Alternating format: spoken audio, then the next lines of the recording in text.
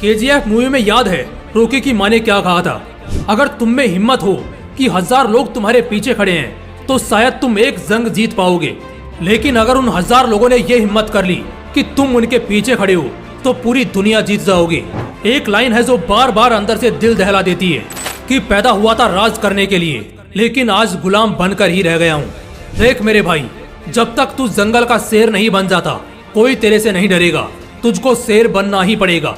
ताकतवर लोग ही इस दुनिया में राज करते हैं। जो कमजोर होते हैं वो हमेशा या तो मर जाते हैं या फिर मजबूरी में जीते हैं। पूरे धरती पर एक अकेला जिंदा प्राणी शेर ही है जो साला अपनी धाक से, अपनी दहाड़ से, अपने गुरूर और अपने फितूर से पूरे जंगल को झुका देता है।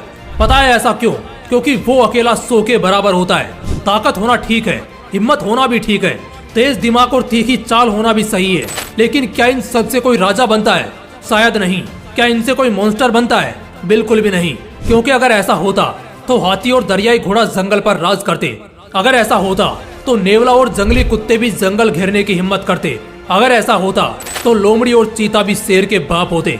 ऐसा नहीं है। ताकत, हिम्मत, तेज दिमाग, तीखी चाल सब मंजूर है, लेकिन इन सबको छोड़कर एक ऐसी बात अगर किसी बंदे में आ जाए तो वो अकेला 100 के बराबर होगा। वो बात है सुल्तान बनने का एटीट्यूड।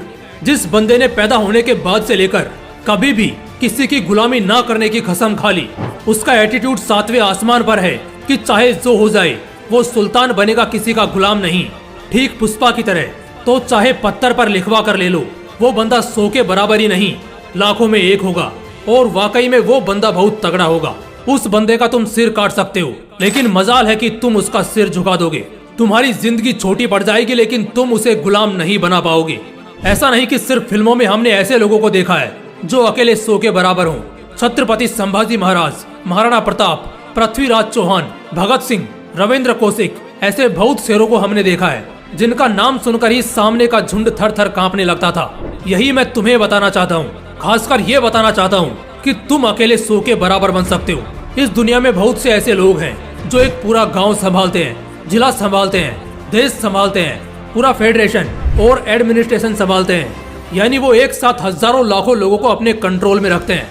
क्या लगता है उनके अंदर कोई अद्भुत ताकत या कोई वरदान मिला है उन्हें?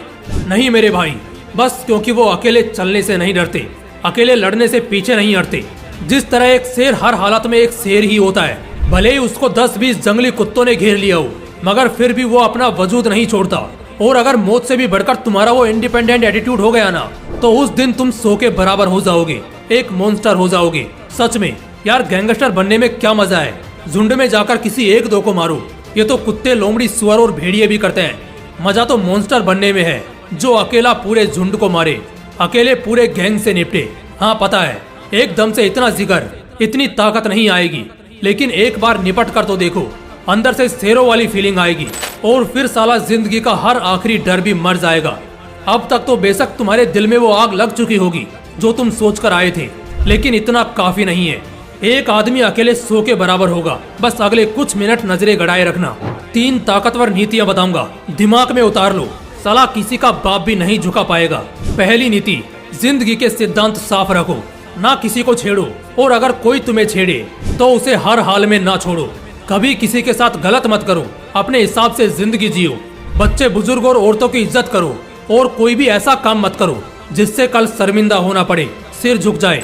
ऐसे कुछ और सिद्धांत बनाओ और बस फिर चाहे जान जाए, लेकिन हर हाल में इनसे मन मत हटाना।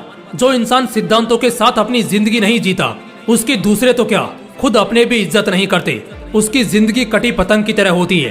किस दिशा में जाएगी कोई नहीं जानता, लेकिन आखिर में कचरे में ही मिलेगी, ये सब जानते हैं। दूसरी नीति, कुत्तों की संगत छोड़ो।